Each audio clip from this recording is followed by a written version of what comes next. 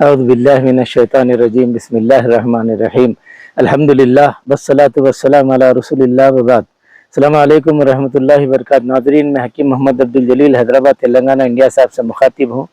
ابھی جس مرض کے تعلق سے گفتگو کرنی ہے وہ ہے چھینکوں کی کثرت۔ اس کے لیے نسخہ نمبر 1 ہے کوتمیر، جو ہم سالنوں میں ڈالتے ہیں اکثر۔ وہ کوتمیر کے پتے لیجئے، اس کا پانی نکالیے، تھوڑا سندل کا پاؤڈر ملائیے، ملا کے سونگھیے 2 ہاتھوں سے، سونگھیے، انشاءاللہ آپ کی چھینکیں بند ہو جائیں گی۔